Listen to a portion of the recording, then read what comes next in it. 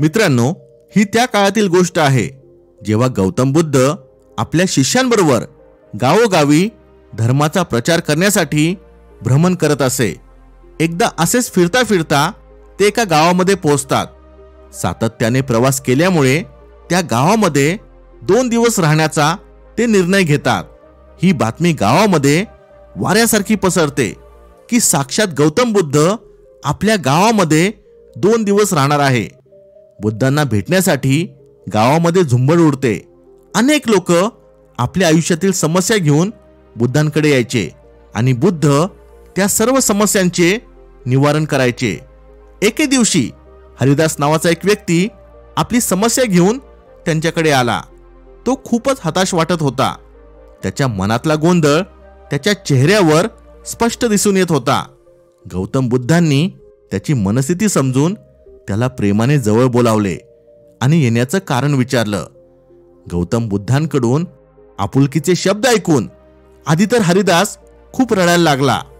नंतर शांत झाल्यावर आपली समस्या सांगत म्हणाला, महाराज, माझे किराणा मालाचे खूप मोठे दुकान होते जे मी खूप मेहनतीने उभे केले होते. माझा व्यवसाय खूप छान चालला होता. मी खूप पैसा सुद्धा कमवत होतो. माझ्या घरात सुख समृद्धी नांदत होती. नोकर चाकर, ऐशो आराम, माझ्याकडे सर्व काही होतं. एकूण मी आणि माझं कुटुंब फार सुखी होतं. पण दुर्दैवाने 6 महिन्यांपूर्वी घडलेल्या एका घटनेने सर्व चित्रच पालटलं.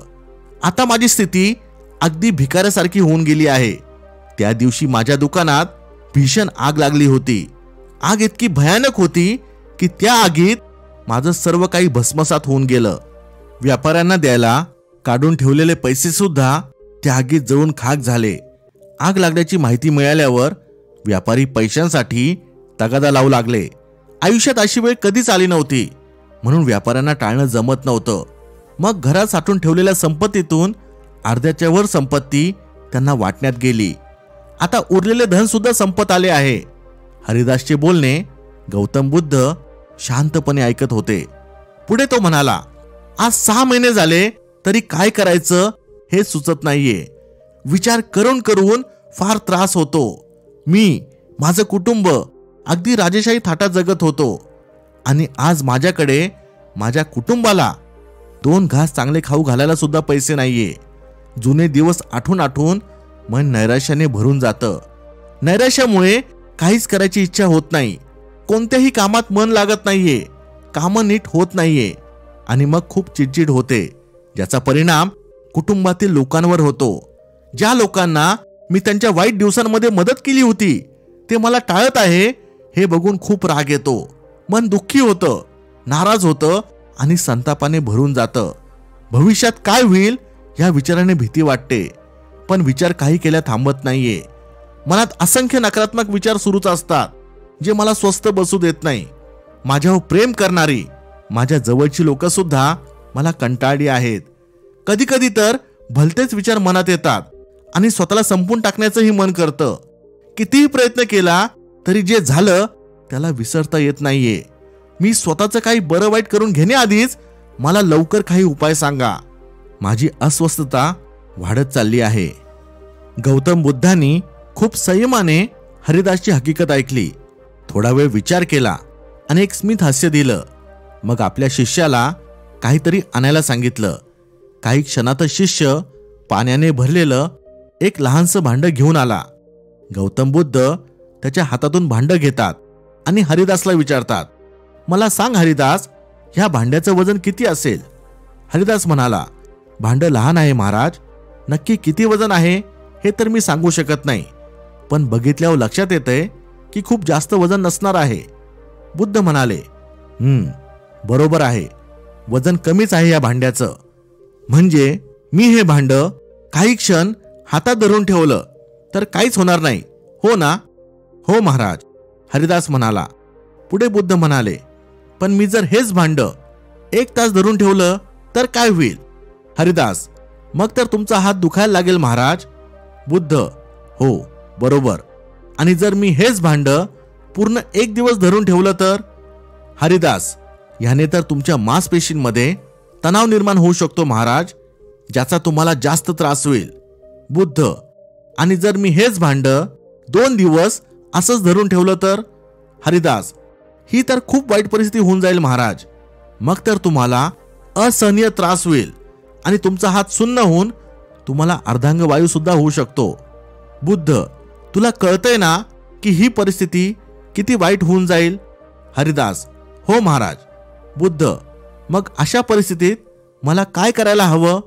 हरिदास, तुम्हाला भांड लगेच खाली ठेवून द्यायला हवं महाराज. गौतम बुद्ध हसत म्हणाले, मी तुला हे समजवायचा प्रयत्न करत होतो. खरं तर आपल्या जीवनातील समस्या या भांड्यासारख्याच असतात. समस्यांना जितका जास्त वेळ आपल्या डोक्यात ठेवाल तितकी जीवघेणी परिस्थिती निर्माण होईल. समस्यांचा विचार तर सगळेच करतात आणि काही क्षण त्यांचा विचार डोक्यात राहिला तर काही फरक पडत नाही, आपल्याला जास्त त्रासही होत नाही. पण ह्या समस्या जरा जास्त वेळ आपल्या डोक्यात राहिल्या तर मात्र आपल्याला त्रास होऊ शकतो. आणि ही अवधी जशी जशी वाढत जाते तसा तसा आपला त्रासही वाढत जाऊन अगदी असहनीय होऊन जातो. याचा दुष्परिणाम आपल्या मानसिक आरोग्यावरही होतो आणि अतिविचार केल्याने माणसाची विचारशक्ती सुद्धा नाहीशी होते. तुझ्या ज्या समस्या आहे त्या तुझ्या अतिविचार करण्याचाच परिणाम आहे, ज्या तुला अस्वस्थ करतात. तुझ्यासोबत जे झालं ते खरंच खूप वाईट आहे आणि त्या गोष्टीचं दुःख होणं स्वाभाविक आहे. पण त्या दुःखाला उगाळत बसणं हे अत्यंत चुकीचं आहे. तू हीच चूक करतोय. जे झालं ती भूतकाळातील घटना आहे, ज्यात अडकून तू आपलं वर्तमानच नाही तर आपलं आणि आपल्या कुटुंबाचं भविष्यही खराब करतोय. यातून बाहेर पडण्यासाठी काहीच प्रयत्न करत नाहीये. तू फक्त दुःखाचा आणि दुर्घटनेचा विचार करून स्वतःला अभागी समजतोय. पण हे विसरतोय की तू किती भाग्यवान आहे, कारण त्या आगीत तुला काहीच हानी झाली नाही किंवा तुझ्या कुटुंबाच्या कोणत्याही सदस्याला हानी झाली नाही, जी होऊ शकली असती. तुझ्याकडे बचत करून ठेवलेली संपत्ती होती, ज्यामुळे तू कर्जातून मुक्त झाला. एवढे करूनही तुझ्याकडे अजून धन शिल्लक आहे. आणि सर्वात मोठी गोष्ट म्हणजे तुझ्या आणि तुझ्या कुटुंबाच्या डोक्यावर अजूनही छत सलामत आहे. तुझे स्वतःचे घर शाबूत आहे. म्हणून आता सर्वात आधी आपल्या मनात साठवून ठेवलेल्या सगळ्या नकारात्मक गोष्टींचा त्याग कर आणि फक्त सकारात्मक गोष्टीच लक्षात असू दे. रडण्यात वेळ न घालवता तुझ्याकडे उरलेल्या धनापासून काय करता येईल याचा विचार कर. तू विसरू नको की तू एका दुकानाचा मालक होता, ज्याला तू आपल्या मेहनतीने, बुद्धीने आणि हुशारीने मोठं केलं होतं. आगीत तुझ्या मेहनतीचं नुकसान झालं होतं, पण तुझ्या बुद्धी आणि हुशारीचं नाही.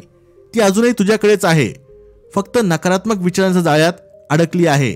तिला बाहेर काढ आणि तिचा पुरेपूर उपयोग कर. आल्या वेळेला स्वीकार कर आणि त्यात न अडकता संयमाने बाहेर निघण्याचा प्रयत्न कर. संयम आणि स्वीकार ह्या 2 गोष्टी लक्षात ठेव आणि प्रयत्न करत राहा. बघ, तू ह्या वाईट परिस्थितीतून आरामात बाहेर पडशील. गौतम बुद्धांचा उपदेश ऐकून हरिदासला गहिवरून आले. एक वेगळ्याच प्रकारची आत्मशांती तो अनुभवत होता. तो म्हणाला, तुम्ही माझे डोळे उघडले महाराज. खरंच प्रत्येक गोष्टीचा नकारात्मक विचार करताना मी फक्त जे गमावलं आहे त्याचाच विचार करत होतो, पण माझ्याजवळ काय आहे हे मात्र विसरूनच गेलो. आता मी तुम्ही जे सांगितलं आहे तेच करणार आहे. आजपासून फालतू चिंता करणं, नकारात्मक विचार करणं पूर्णपणे बंद. मी भूतकाळ विसरून फक्त वर्तमानात जगणार आणि भविष्याला सुंदर बनवणार. आणि पुढे असंच झालं. हरिदासने गौतम बुद्धांच्या उपदेशाचे पालन केले आणि परत स्वतःच्या हिमतीवर आधीपेक्षा मोठे दुकान उभे केले. मित्रांनो, एक लक्षात ठेवा, वेळ कधीच एकसारखी राहत नाही. अगदी दुसऱ्या क्षणाला ती बदलत असते. आपल्या आयुष्याचं अगदी असंच असतं. आपले दिवस हे कधीच एकसारखे राहत नाही. कधी चांगल्या दिवसांचा आनंद आहे तर कधी वाईट प्रसंगांना सामोरे जावं लागतं. तसंच कधी वाईट दिवस आले तर पुढचे दिवस हे सुखाचेच असतात. आणि म्हणूनच म्हणतात की सुखाच्या दिवसांचा अहंकार नाही करावा, तसंच वाईट दिवसात संयम नाही सोडावा. चांगल्या दिवसांचं स्वागत आपण जसं हसत करतो तसंच वाईट वेळ आली तरी निराश न होता त्या परिस्थितीमध्ये पॉझिटिव्ह कसं राहता येईल याचा विचार करावा. वेळ चांगली असली तरी वाईट दिवसांपासून आपण जे शिकलोय ते विसरायचं नाही. तसंच वाईट दिवसांमध्ये चांगल्या दिवसांची आठवण करून त्यांना पुन्हा आपल्या जीवनात आणण्याचा प्रयत्न करायचा. हा नियम पाळल्याने जीवनात येणाऱ्या कष्टांची तीव्रता कमी जाणवते. आपल्या शहाणपण चॅनलच्या ऑफिशियल इंस्टाग्राम अकाउंटला फॉलो करा. लिंक डिस्क्रिप्शनमध्ये दिली आहे. इथपर्यंत व्हिडिओ पाहत असाल तर लाईक करायला विसरू नका. Thanks for watching. Stay blessed.